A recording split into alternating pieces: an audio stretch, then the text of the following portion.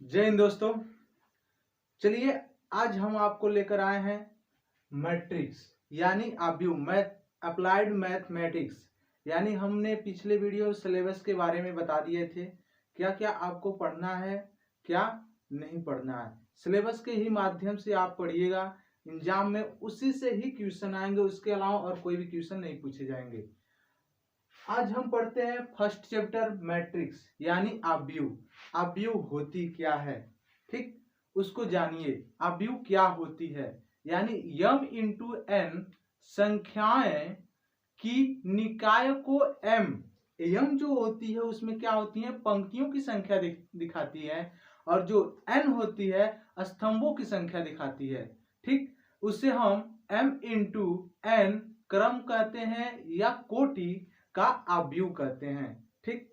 यानी मैट्रिक्स का डिफिनीशन यह है, m क्रॉस n संख्याओं के निकाय को m पंक्तियों और n स्तंभों को दर्शाया है, उसे हम m इंटू n यानी m क्रॉस n क्रम या कोटि का आव्यूह कहते हैं। उसे कैसे लिखा जाता है,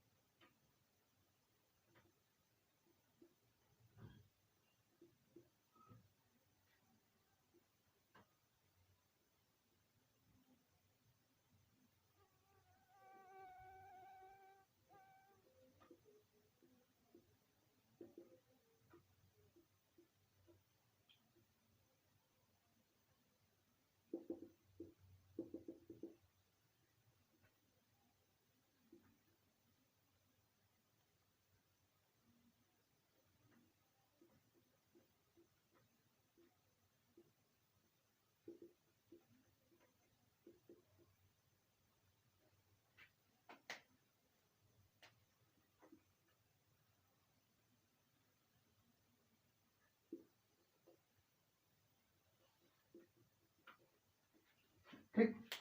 इसको लिखने के लिए क्या है, पहला देखिए A11, A12, A13 और A1n यानी n टर्म। यानी देखिए n जो होती है आपको क्या है, अभी जस्ट बताया, n क्या है, स्तंभ, ठीक। और m क्या है, m है आपका पंक्ति, यानी इसमें पंक्ति कौन है, स्तंभ कौन है, ठीक। ये जानिए पंक्ति क्या होती है, पंक्ति को इंग्लिश में कहते हैं रो, और स्तंभ को क्या कहते हैं, कॉलम। तो रो में कौन आते हैं, ये आपके क्या है, रो है, ठीक। अब कॉलम की बात किया तो कॉलम क्या है, ये वाली कॉलम है सब, ठीक। ये आपके क्या हो गई, आव्यूह को इसी तरह लिखा जाता है। यम आपकी कितना हो, आव्यूह 2 into 3 की आव्यूह हो सकती है, 3 into 4 की आव्यूह हो सकती है, ये सब आव्यूह में ही आते हैं। अब बात करते हैं हम representation of A matrix. Matrix को कैसे हम रिप्रेजेंटेशन करते हैं, यानी उसको कैसे हम दर्शाते हैं। देखिए उसको दर्शाने के लिए अंग्रेजी के बड़े अक्षरों में, अंग्रेजी के क्या बड़े अक्षरों में ABC, इस तरह कैपिटल लेटर A से Z तक जो भी हो आप दर्शा सकते हैं, ठीक। और जब आव्यूह, ठीक, आव्यूह के तथ्यों यानी उसको तथ्यों को, यानी ये सब क्या है, तथ्य है, ये सब क्या है, ये सब क्या है, तत्व है, ठीक। जब तथ्यों को दर्शाने की बात आए तो अंग्रेजी के छोटे वर्डों का यूज करते हैं, क्या, ABC यानी छोटे छोटे छोटे यानी स्मॉल लेटर का इसमें इस्तेमाल करते हैं, ठीक। अब यानी रिप्रेजेंटर किस तरह मैट्रिक्स को लिखते हैं वो जानते हैं। देखिए मैट्रिक्स को लिखने के लिए पहले क्या होते हैं, देखिए इस तरह भी आप लिख सकते हैं उसको, मैट्रिक्स को A इक्वल टू दे दिए हम, आपको दर्शाना है मैट्रिक्स में AI इंटू J।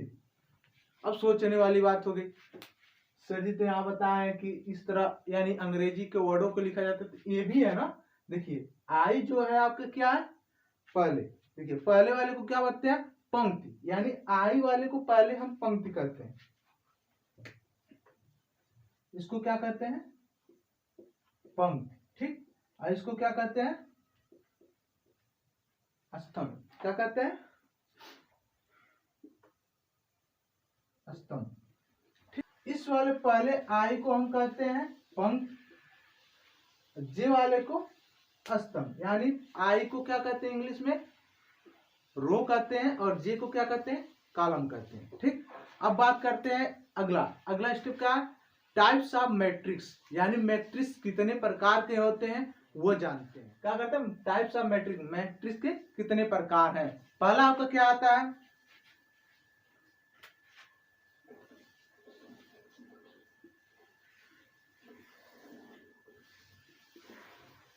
रो मैट्रिक्स। यानी रो मैट्रिक्स क्या होती है? उसे हिंदी में कहते हैं पंक्ति अवयव। क्या कहते हैं?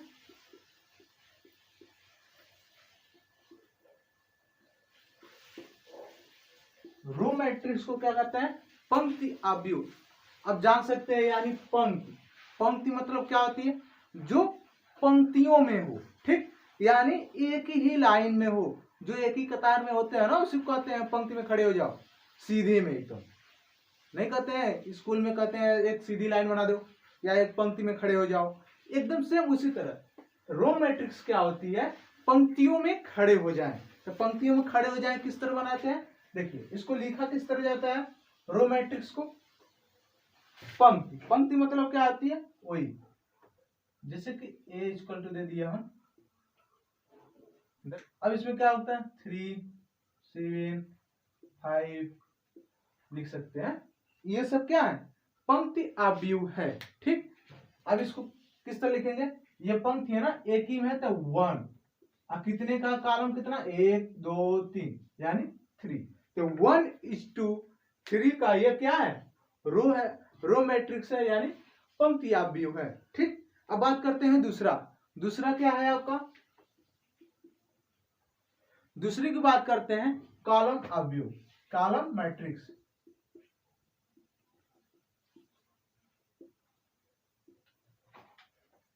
कॉलम मैट्रिक्स को कहते हैं स्तंभ अवयव।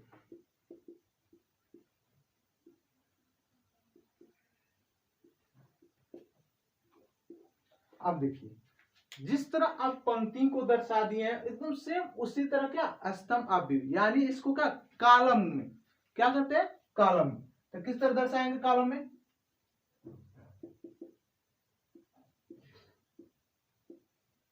ठीक, इस तरह दर्शाएंगे। अब इसको किस तरह लिखेंगे? 1 2 3, 3 पहले कॉलम है, उसके बाद क्या है? देखिए 1 2 3, तो 3:1 कॉलम बाद में है ना।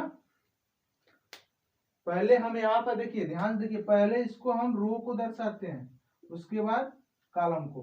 ठीक, यानी रो आपका कितना है? 1 2 3 रो है, उसके बाद कॉलम कितना है? एक ही है। ठीक, अब बात करते हैं तीसरा टाइप्स क्या है आपका? Square matrix.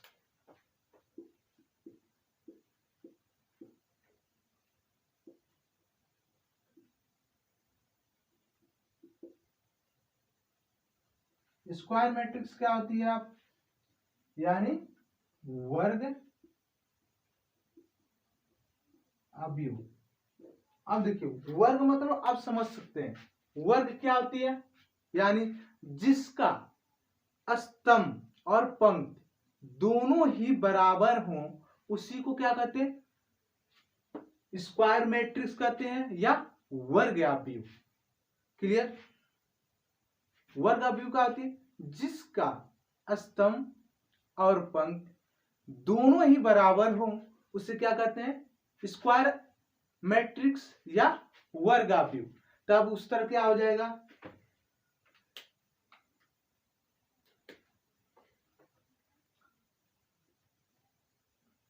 2 3 4 5। देखिए, इसका रो भी बराबर है, इसका कॉलम भी बराबर है, तो 2 इंटू 2, यानी 2:2 हो गया। उसी तरह आप एक और ले लीजिए, 3 4 5, 3 2 3 5, 1 2 3, इसका क्या 1 2 3, आपका क्या 1 2 3, कॉलम क्या 1 2 3, यानी 3:3 का जो है ये आपका स्क्वायर मैट्रिक्स है यानी वर्ग अवयव है। ठीक, चलिए अगला टाइप्स देखते हैं। टाइप्स है horizontal and vertical matrix.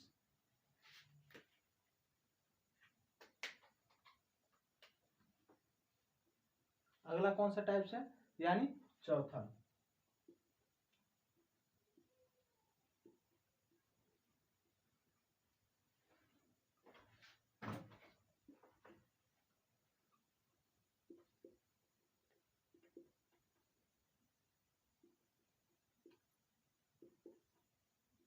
Horizontal and vertical matrix, Hindi में इसे क्या कहते हैं, क्षैतिज तथा ऊर्ध्वाधर अवयव। क्या कहते हैं, क्षैतिज तथा ऊर्ध्वाधर अवयव। अब देखिए इससे किस तरह इसको डिनोट करते हैं। अब देखिए हॉरिजॉन्टल, हॉरिजॉन्टल में क्या होती है, आपकी क्षैतिज में जो लिखा है उसी को अवयव कहते हैं, और वर्टिकली मतलब सीधी। बस यही है, इसमें कुछ समझने की बात नहीं है। ठीक, हॉरिजॉन्टल और वर्टिकल। चलिए अगला टाइप्स देखते हैं। अब आपका पांचवा टाइप है आपका डायगोनल मैट्रिक्स। क्या है,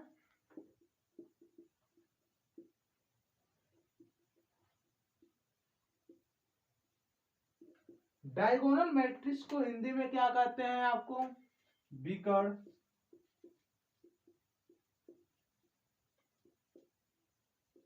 अवयव। क्या कहते हैं, विकर्ण अवयव। अब इसको कैसे लिख लेते हैं, अगर आप हमारे चैनल पे नए हैं तो हमारे चैनल को लाइक कीजिए, शेयर कीजिए और सब्सक्राइब करना ना भूलिएगा।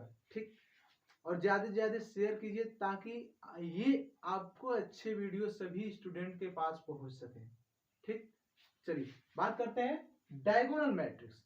डायगोनल मैट्रिक्स क्या होती है, जिसके विकर्ण अवयव, यानी विकर्ण, हाई स्कूल में या 8 से ही पढ़े होते हैं, आयत का विकर्ण निकालिए। तो आयत का विकर्ण की बात क्या है, ये बीच वाली लाइन। ठीक, उसी तरह इसका डायगोनल मैट्रिक्स, डायगोनल मैट्रिक्स में क्या थी, बीच वाला। ठीक,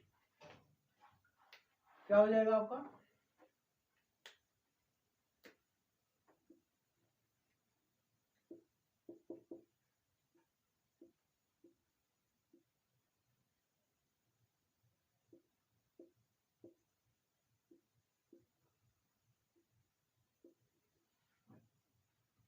इससे कुछ आपको दिख रहा है, विकर्ण अवयव को क्या कर सकते हैं, जिसका विकर्ण में वैल्यू हो, वैल्यू हो यानी क्या हो, मान हो, इसका विकर्ण में क्या है, वैल्यूएबल हो, और अन्य सब स्तंभ और रो में क्या हो, शून्य हो, उसी को विकर्ण अवयव कहते हैं।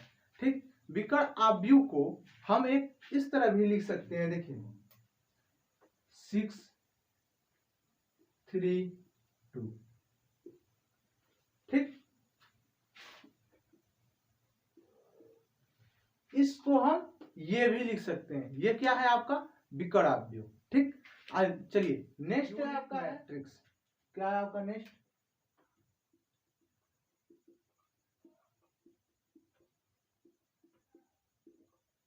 Unit matrix. कौन सा है ये, छठवां।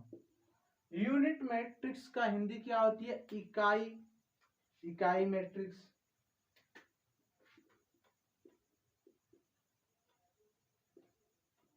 इकाई अवयव। अब देखिए यूनिट मतलब क्या, आप समझे, यूनिट मतलब एक। ठीक, अब इसको कैसे लिखते हैं, देखिए यूनिट मतलब क्या, चारों तरफ, यानी स्तंभ, विकर्ण एकदम सेम विकर्ण की तरह होती है। विकर्ण में जैसे आप विकर्ण में पढ़े थे, बीच वाली एकदम सीधी लाइन में ही मान होती है, उसी तरह यूनिट मैट्रिक्स में उसी मान को उसी में रखता है, लेकिन क्या 1 1 होती है। क्या होती है आपकी,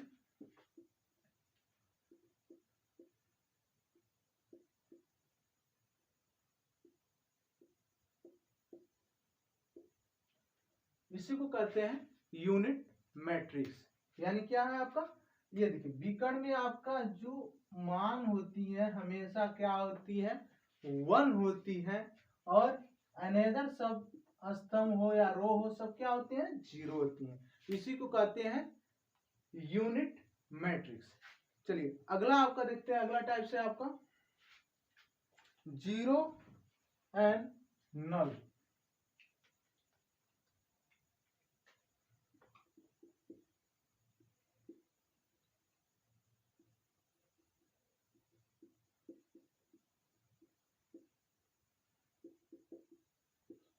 जीरो एंड नल मैट्रिक्स यानी शून्य और रिक्त अवयव।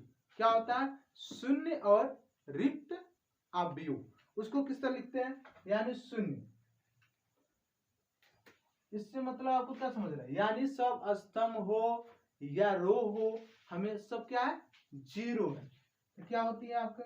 Zero zero zero zero zero zero लिख सकते हैं, या zero zero zero zero zero zero zero zero.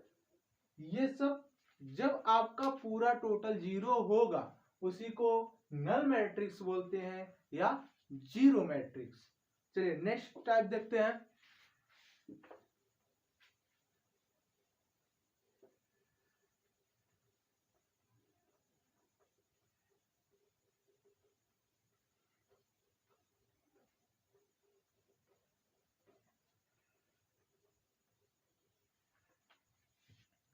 सब अवयव, सब मैट्रिक्स क्या है आपका? नेक्स्ट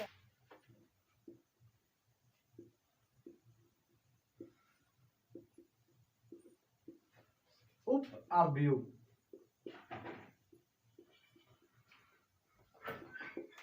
सब मैट्रिक्स मतलब उप अवयव। उप अवयव क्या होती हैं? दिए हुए अवयवों में से कुछ पंक्तियों या स्तंभों, यानी कुछ पंक्ति और कुछ स्तंभों, या कह सकते हैं दोनों को छोड़ दिया जाता है। क्या कह सकते हैं? दोनों को छोड़ दिया जाता है, तब जो प्राप्त अवयव होते हैं उसी को उप अवयव कहते हैं। क्या कहते हैं? जब जो मिलेगा उसी को क्या कहते हैं? उप अवयव। जैसे कि देखिए 1 2 3 4 4 5 6 7 8 9, ठीक, ये है। अब देखिए इसमें क्या है? ये देखिए रो को छोड़ दिए, कॉलम को छोड़ दिए।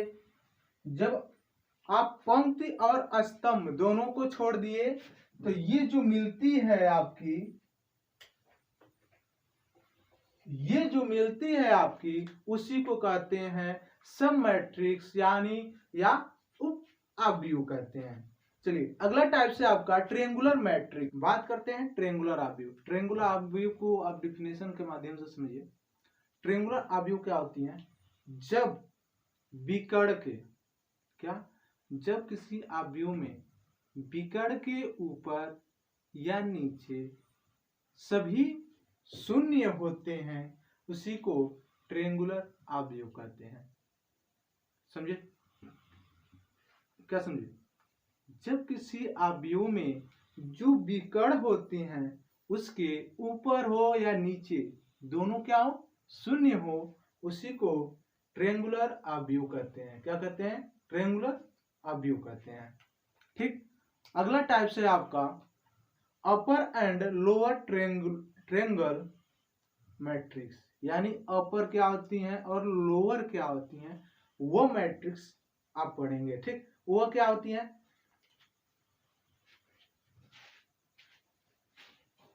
बात करते हैं अपर एंड लोअर ट्रायंगुलर मैट्रिक्स, यानी ट्रायंगल मैट्रिक्स क्या होती हैं? जो ऊपर होते हैं और नीचे। इसकी हिंदी क्या होती है? उच्च तथा निम्न त्रिभुज अवयव। उच्च तथा निम्न त्रिभुज अवयव। ठीक, अब देखिए समझते कैसे हैं।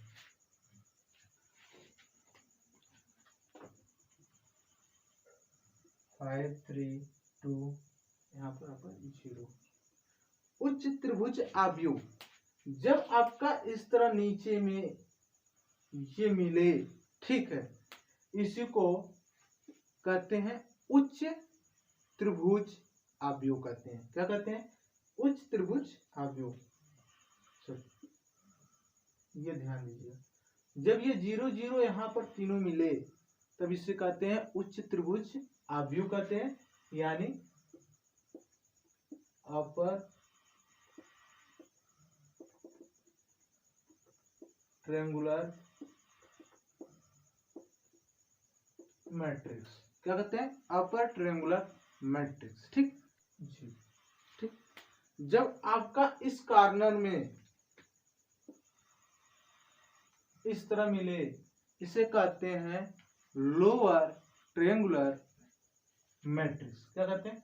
Lower triangular matrix. ठीक है, अगर इसी के बेसिस पे सभी क्वेश्चन आपको लगेंगे। तब तक मिलते हैं नेक्स्ट वीडियो में। धन्यवाद।